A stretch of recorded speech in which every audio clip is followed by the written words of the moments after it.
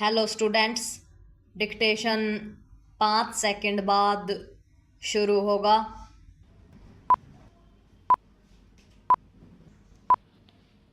Start. Pakistani सेना और उसके शासकों के हौसले पस्त करने वाले ऑपरेशन सिंदूर के बारे में जानकारी देते हुए विदेश सचिव विक्रम मिस्री ने पाकिस्तान को नए सिरे से बेनकाब करने के साथ उसके झूठ, शैतानी इरादों, दोहरे चरित्र और डर को भी बखूबी बयान किया।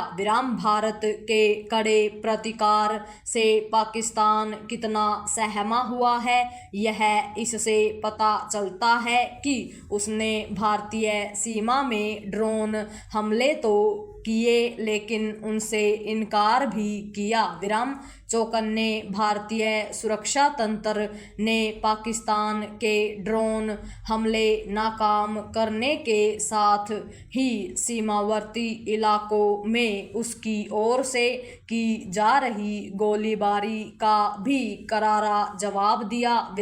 यह उल्लेखनीय है कि पाकिस्तान भारत के ड्रोन हमलों के सामने बेबस नजर आया और इसका प्रमाण लाहौर, रावलपिंडी से लेकर कराची तक में उसके क्षतिग्रस्त ठिकानों और भयभीत लोगों ने दिया। हास्यास्पद यह रहा कि पाकिस्तानी रक्षा मंत्री ने भारत के ड्रोन हमलों का सामना करने में अपनी नाकामी यह कहकर छिपाई कि हम भारत को अपने सुरक्षा तंत्र की थाह नहीं लेने देना चाहते थे। इसके विपरीत भारत ने पाकिस्तानी ड्रोन मार गिराने के साथ उनकी पोल पट्टी भी खोल कर रख दी। पाकिस्तान ने तुर्की के ड्रोन इस्तेमाल किए। साफ है कि भारत को चीन के साथ तुर्की के बारे में भी नए सिरे से सोचना होगा।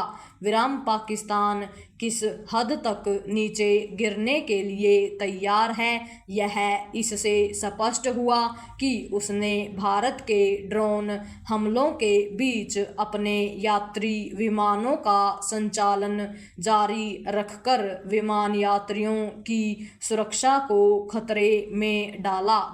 यह जानबूझकर अपने लोगों को ढाल बनाने वाली हरकत ही थी। इसी गंदी मानसिकता के कारण ही वह भारत में भी आम लोगों को निशाना बना रहा है। कोई निकृष्ट सोच वाला देश ही ऐसा कर सकता है। पैरा पाकिस्तान की निकृष्टता का एक प्रमाण यह भी है कि उसने जम्मू कश्मीर में धार्मिक स्थलों और खासकर गुरुद्वारे को निशाना बनाने की हिमाकत की। कुछ ऐसा ही काम पाकिस्तान पोषित आतंकियों ने पहलगाम में भी किया था। पाकिस्तान अपनी सेना और आतंकी संगठनों में भेद को भुला चुका है। हैरानी नहीं कि इसीलिए दुनिया भर में उसकी थू थू होती है। भारत ने पाकिस्तान को यह चेतावनी दी कि यदि वह आम नागरिकों, बुनियादी ढांचे और सैन्य ठिकानों को निशाना बनाने की फिर कोशिश करता है तो उसे और अधिक कठोर प्रहार का सामना करना पड़ेगा।